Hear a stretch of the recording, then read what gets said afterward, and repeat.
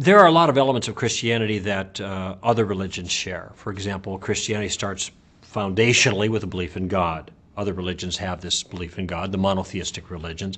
Notice the kind of God I'm talking about here, though. I'm not talking about a force in the universe. I'm talking about a person. And this person is different from that which he created. So it isn't like everything is God, kind of the pantheism of the East, but rather you have a person who creates something other than himself. So there's a distinction between the two. Part of what he created were personal beings, human beings in particular. In addition to all the animals, there are creatures that are different than everything else. And there are other religions who share this as well. Although not all religions really make this clear distinction. I think in Hinduism, you don't have a clear distinction, at least in some forms of Hinduism, between these different kinds of creatures, because you have transmigration of the soul and reincarnation. There's an interchangeability between animals and humans in that regard. But when it comes to Christianity, and Judaism shares this, God has created human beings as something unique and special, made in some sense in his image. Now, since God is not physical, it's not in the physical body here, but there's some immaterial feature of human beings that sets them apart from all other creatures. There's another observation that can be made about human beings from the perspective of the Christian and biblical worldview, and that is that human beings are both noble and cruel, to use language of Francis Schaeffer. There's a certain nobility and dignity of human beings that sets them above the rest of the animal kingdom, and we can see this when we see human beings, on their best behavior, as it were, the kinds of great works of art they produce, the great humanitarian gestures that they do, and we see this and we think human beings are special.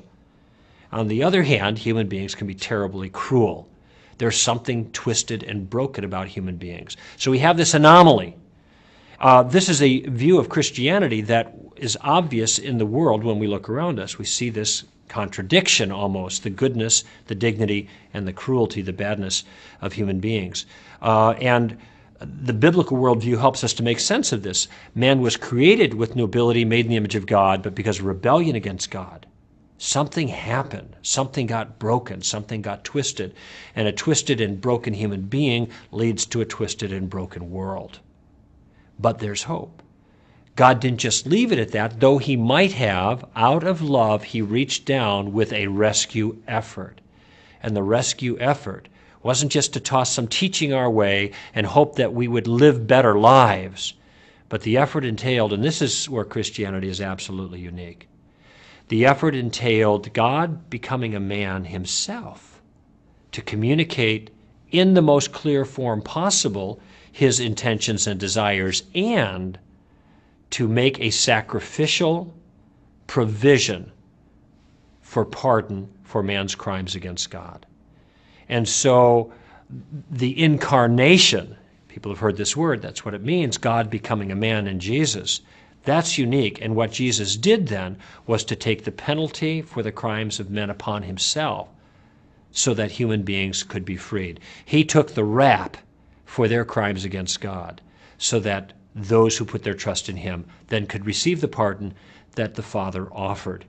And this is another unique element. Not only does God come down to reach out to man, but he gives him a free pardon of his crimes.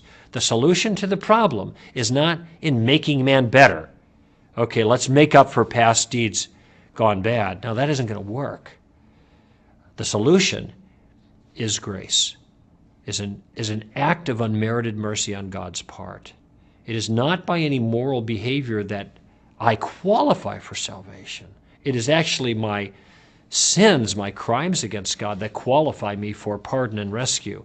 And it's a rescue that God is willing to do graciously as we respond to that gift.